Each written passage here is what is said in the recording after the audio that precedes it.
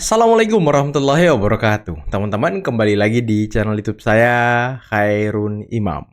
Gimana nih kabar kalian? Semoga kita semua selalu diberi kesehatan, kemudahan, dan juga limpahan rezeki dari Yang Maha Kuasa, teman-teman ya. Nah, di video kali ini kita akan menyaksikan sebuah tayangan yang sangat menarik dan juga sangat-sangat mengejutkan. Di mana Ahmad Khozinuddin, pengacara Roy Suryo, dan juga pengacara para tersangka klaster pertama, sepertinya sangat tidak terima ketika Rismon membelot dan juga balik badan 180 derajat. Bahkan, Khozinuddin menyinggung dan menyindir ijazah S2 dan S3 Rismon yang dari Yamaguchi. Waduh. Apakah Khozinuddin nantinya juga akan membongkar seperti apa jejak rekam dan juga apa yang dia ketahui mengenai Rismon? Ini semakin menarik, teman-teman. Karena di antara gerombolan pembenci ini, sepertinya mulai ada rasa-rasa pengen ikut jejak Rismon, jejak Egy Sujana, dan sebuah analisis dari Bang Alkindi mengatakan bahwa Tifa diduga tidak lama lagi juga akan mengikuti jejak Rismon. Waduh. Nah, selain itu, saya juga punya informasi yang sangat penting buat kalian bahwa Bang Bill, Bang Roni Teguh, Bang Joshua Sinambela sudah berangkat ke Jepang dan mereka akan menuju Yamaguchi, kampus di mana Rismon katanya lulus. Dan beliau bertiga ini akan mengambil bukti-bukti mengenai surat kematian, mengenai informasi bahwa Rismon pernah kuliah nggak di sana, demi menunjang ataupun mendukung pelaporan Bang Bill terhadap dugaan ijazah palsu Rismon dari Yamaguchi.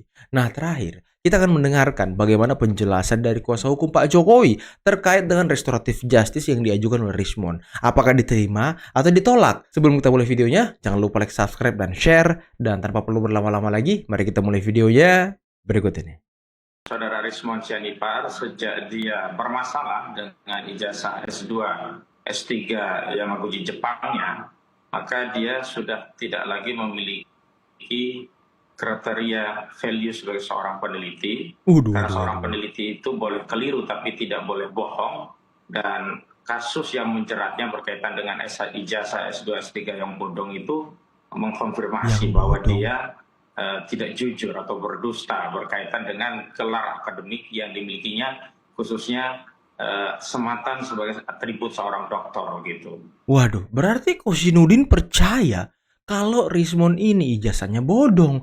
Iya nggak sih kalau kita dengarkan penjelasannya seperti itu kan? Waduh, kok tiba-tiba membela pelaporan Bang Bill nih? Ada apa nih? Ketika dia merevisi penelitiannya dari yang sebelumnya berkesimpulan palsu, bahkan 11.000 triliun %, dan kemudian mengatakan ada kekeliruan dan kesimpulannya berubah 100 derajat menjadi asli, adalah bahwa beliau meminta maaf atas semua tuduhannya terhadap ijazah Pak Jokowi. Kemudian yang kedua, beliau menyatakan dengan ini bahwa beliau yakin ijazah Pak Jokowi asli. Dan ketiga, meminta tindak lanjut atas laporan yang ada di Polda Metro Jaya untuk dapat diselesaikan melalui restoratif justice. Pak Jokowi juga sudah langsung memberikan berdiskusi dengan kami secara langsung, menggunakan telepon mengenai hal ini dan meminta kami untuk menginformasikan ini kepada para penyidik untuk nanti ditindaklanjuti, dipertimbangkan seperti apa nanti hasil dari itu. Jadi kami juga nanti akan berdiskusi langsung dengan penyidik menindaklanjuti hal ini, Mbak. Bang, ya Jangan RJ lah, jangan. Arah untuk kedepannya sampai yaitu pengadilan aja. Pencabutan status tersangka dari Bang Rismon. Tentunya karena hal ini sudah di tahap penyidikan, itu merupakan kewenangan dari para penyidik. Namun tentunya para penyidik akan mempertimbangkan hal-hal ini.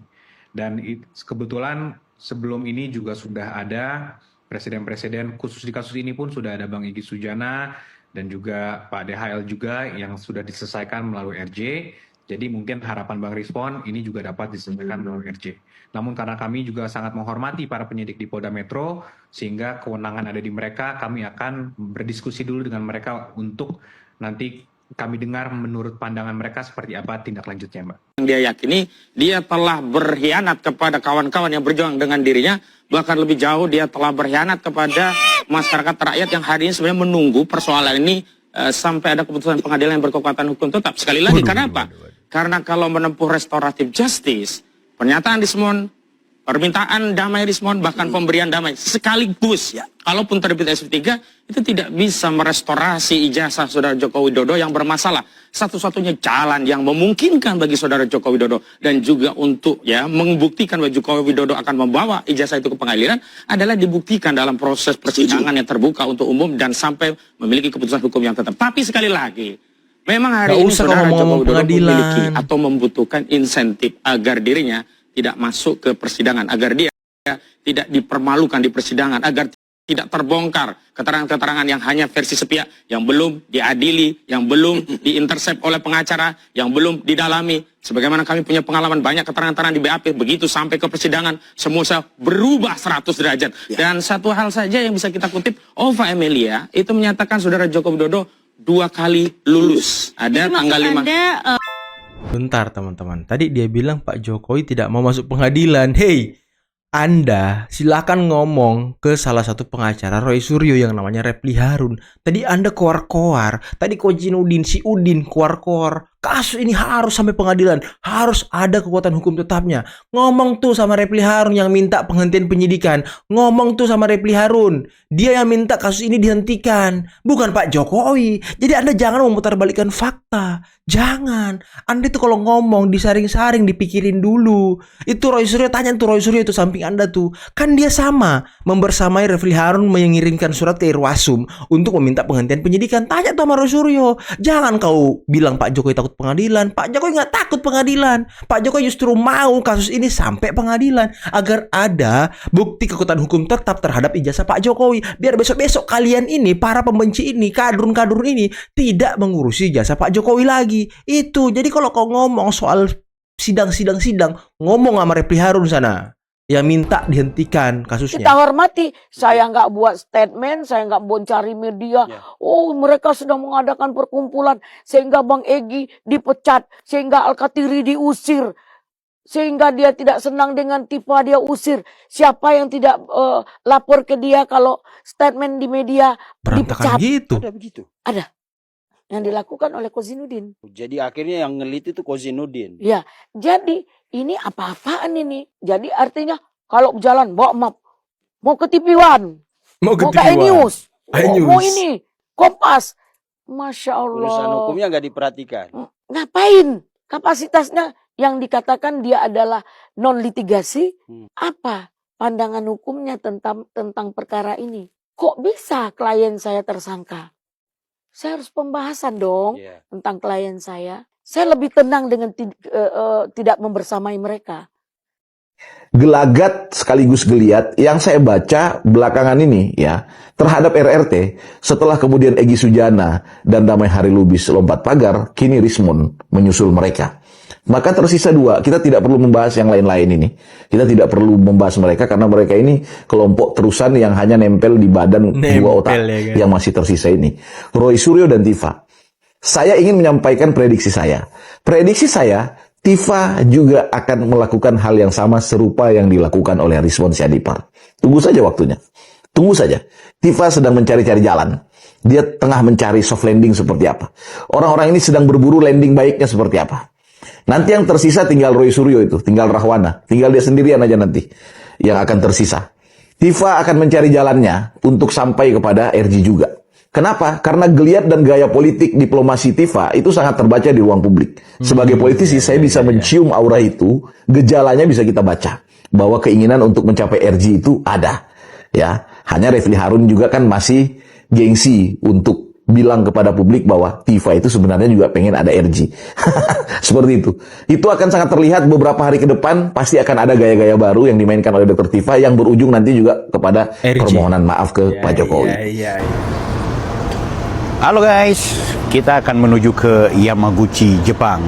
Ini mau menunaikan janjiku buat teman-teman yang kemarin beri amanah untuk menelusuri rekam jejak akademik dari sang pakar. Walaupun yang pakar itu sekarang mungkin bakal menerima RJ atau SP3 dari kisruhnya bersama Pak Jokowi, tapi jangan lupa bahwa yang bersangkutan masih punya PR panjang untuk mempertanggungjawabkannya. Guys, saat ini aku ada di gate 1 penerbangan menuju ke Kuala Lumpur, kemudian nanti transit juga di Hong Kong, baru kita sampai di Fukuoka, Jepang. Di Fukuoka, Jepang itu baru kemudian kita naik sampai ke Yamaguchi, Jepang. Doakan saya bersama Roni Teguh dan juga Bang Joshua Sinambela. Mereka dari Jogja, kemudian Bang Roni Teguh dari Palangkaraya. Kita berjumpa di satu titik, Fukuoka. Saya Bang Bil, offside. Ngeri kali. Jangan lupa teman-teman, di bulan Ramadan ini kita doakan Bang Bil, Bang Joshua, dan Bang Roni Teguh agar selamat sampai tujuan, semuanya lancar, urusannya lancar, dan beliau-beliau ini mendapatkan bukti-bukti kuat mengenai ketidaksahnya ijazah S2, S3 dari Rismon yang dari Yamaguchi. Kita doakan bersama-sama kawan kita ya. Luar biasa. Invisible hand itu pasti bermain. Karena apa? Invisible Karena RJ-nya hand. itu kalau saya sebut, ini RJ kelas VVIP. Ya, bukan RJ tersangka biasa. Ini RJ kelas VVIP yang berbeda dengan RJ-nya ES dan DHL. Bagi Pak Jokowi, sebetulnya RJ-nya ES dan DHL itu tidak punya pengaruh yang signifikan dalam proses penegakan hukum ini dan mengungkap kebenaran atas dugaan ijazah palsu Pak Joko Widodo. Tetapi begitu beliau tarik Rismon untuk kemudian mengkhianati teman-temannya sendiri dan kemudian memilih Oke, Bang Bestari silakan tanggapannya. Singkat saja. Iya. Lah, itulah yang sebetulnya sangat diinginkan oleh Pak Jokowi dan para pendukung Pak Jokowi. Kita sudah tangkap apa yang disampaikan Bang Sengaji. RT bisa dibelah. RJ-nya Rismon ini justru sangat diharapkan dan ditunggu-tunggu oleh Pak Jokowi. Lah, RJ-nya Bang DHL dan Bang ES itu sebetulnya tidak punya kekuatan atau tidak punya dampak hukum apapun terhadap perkara ini. Jadi kalau dikatakan ada tangan-tangan tak terlihat yang bermain, ya memang pasti ada tangan-tangan tak terlihat yang bermain. Bahwa tidak ada pengaruh 1% pun terhadap ikhtiar beliau untuk menjawab keingintahuan publik terhadap ijazah Pak Jokowi. Itu hal yang pertama. Kemudian hal yang kedua, saya kira juga hal yang sama juga terjadi dengan Dr. Tifa. Hal yang kedua, saya ingin mengomentari apa yang disampaikan oleh Pak Bestari bahwa ijazah Pak Jokowi asli ada atau tidaknya RJ-nya Rismon. Saya kira itu statement yang sebetulnya tidak perlu lagi diulang-ulangi karena memang pihaknya Pak Jokowi kan memang dari awal selalu mengatakan ini asli kecuali memang sudah ada putusan pengadilan. Itu hal yang kedua. Kemudian hal yang ketiga, saya ingin mengatakan bahwa RJ-nya Rismon meminta maaf dan menyatakan apa yang dia sampaikan di dalam buku itu sebagian tidak benar. Nah, saya ingin sampaikan yang pertama, boleh Rismon menyampaikan itu, tetapi Rismon memiliki kelemahan dan konsekuensi apa? Sebab sesuai ketentuan dengan pasal 242 tentang sumpah ya, ini sumpah ini diatur nih ya. Ya setiap orang yang menyampaikan tentang sumpah ya, maka dia memiliki konsekuensi, bisa diancam dengan hukuman pidana 7 tahun. Dilaporin Rismon nih. Kenapa saya katakan bisa diancam dengan pidana 7 tahun? Karena di dalam persidangan di Pengadilan Negeri Surakarta, di mana Rismon Hasihulan Syanipar dihadirkan sebagai saksi ya, Rismon satu, kesaksian itu diberikan di bawah sumpah. Yang kedua, substansi dari kesaksian itu dia tegas mengatakan bahwa foto baik yang diupload oleh Dian Sandi, foto yang diupload di akun X atau dulu Twitter, atau yang disampaikan oleh yang lain-lain pendukung Pak Jokowi di televisi, itu dia bilang palsu begitu. Dan dia tegaskan lagi itu di depan persidangan Pengadilan Negeri Surakarta, bahkan jauh-jauh hari sebelum sidang dia meminta, Bang, saya tolong disediakan LCD screen, laptop, flash disk, semua sudah kita berikan. Dan oleh karenanya sesuai dengan hukum acara pidana tentang pemberian keterangan, kalau sebuah pemberian keterangan itu dalam bentuk sumpah ya, dan sumpah itu disampaikan di depan pengadilan ya, ternyata kemudian sumpah itu dicabut ya tentu itu memiliki konsekuensi ya. Jadi ini saya bacakan nih, bab 10 tindak pidana keterangan palsu di atas sumpah, pasal 373. Ayat 1. Setiap orang berdasarkan ketentuan peraturan perundang-undangan harus memberikan keterangan di atas sumpah atau keterangan tersebut menimbulkan akibat hukum memberikan keterangan palsu di atas sumpah baik dengan lisan maupun tulisan yang dilakukan sendiri atau oleh kuasanya yang ditunjuk untuk itu dipidana dengan pidana penjara paling lama 7 tahun. Jadi ada konsekuensinya. Apa yang disampaikan oleh Rismon Hasyiulan Syanipar. Ya. Oke teman-teman, itulah tadi beberapa video yang bisa kita simak, yang bisa kita saksikan pada kesempatan kali ini. Dan sepertinya teman-teman, Rismon ini walaupun mungkin saja dia dapat RJ dari penyidik Polda Metro Jaya dalam kasus ijazah Pak Jokowi, tapi dia akan tersandung 2 kasus, bahkan 3 kasus teman-teman. Yang pertama, yang sudah jelas, pelaporan Bang Bill terhadap dugaan ijazah palsu S2 dan S3 dari Yamaguchi Jepang. Dan ini ya sudah bergulir teman-teman. Saksi-saksi ahli dari Bang Bill sudah diperiksa, dan Bang Bill, Bang Joshua, Bang Roni Teguh itu sudah berangkat ke Jepang kemarin malam untuk mendapatkan bukti-bukti tambahan yang akurat, yang kuat mengenai Rismon dan Yamaguchi. Dan ini sangat penting buat menjerat Rismon. Dan yang kedua, dugaan pelaporan yang akan dilakukan oleh Janes Siahaan terkait tuduhan dari Rismon bahwa mereka ini mencuri. Dan juga dugaan tuduhan kesaksian palsu yang tadi disampaikan oleh Dr. Muhammad Taufik, salah satu penasihat hukum dari teroris. Dan ini sangat-sangat luar biasa teman-teman. Rismon lepas dari 1 kasus, tapi akan tersangkut 3 kasus. Dan kasus ini berasal dari YouTuber Nusantara dan juga mantan rekannya sendiri. Ini kan sesuatu yang luar biasa. Kalau mungkin Rismon anteng-anteng aja, tidak minta RJ, tidak minta maaf, ya mungkin dia tidak akan dilaporkan oleh kawan-kawannya. Tapi ini waduh, tadi kita dengarkan sendiri ya, Ahmad Kosinudin aja itu sepertinya percaya kalau S2 S3 Rismon itu bodong. Waduh. Tapi ingat Kosinudin ya, ingat Kosinudin. Kau jangan ngomong-ngomong lagi kalau Pak Jokowi takut pengadilan. Jangan kau ngomong-ngomong lagi. Yang takut ke pengadilan itu kawan-kawan kau, itu klien-klien kau. Si Roy Suryo, Repli Harun, Tipa, itu yang takut ke pengadilan. Kenapa saya bilang dia takut ke pengadilan? Ya dia kenapa mengajukan surat penghentian penyidikan ke Irwasum? Kenapa? Kenapa dia dorong aja kasus ini biar sampai pengadilan, biar tarungnya di pengadilan, pembuktian ijazah Pak Jokowi. Ya biar dia mengeluarkan semua bukti-buktinya, semua penelitian-penelitian di pengadilan. Tapi ini kan minta penghentian penyidikan, dalam artian tidak mau ke pengadilan itu. Dan tadi kata Bang Alkindi, waduh, King Gemoy beliau ya. Katanya dugaannya, dan ini basisnya analisis teman-teman ya, dugaannya Tifa nantinya juga akan meminta RJ dan meminta maaf kepada Pak Jokowi. Karena ya masuk akal teman-teman ya, masuk akal. Kenapa saya bilang masuk akal? Di antara 3 ini, Roy Suryo, Rismon, Tifa, yang sudah pernah berinteraksi ataupun langsung dijerat masalah hukum itu cuma Roy Suryo. Jadi Roy Suryo punya pengalaman. Dia punya pengalaman dan dia mantan pejabat. Otomatis mentalnya udah matang teman-teman. Apalagi udah pernah dipenjara juga kan. Nah, kalau Rismon dan Tifa, kalau Rismon ini kan pernah duduk di kursi pesakitan pengadilan sebagai ahli, bukan sebagai tersangka. Dan Tifa belum pernah sekalipun duduk di kursi pesakitan dan belum pernah sekalipun menjadi tersangka sama kayak Rismon.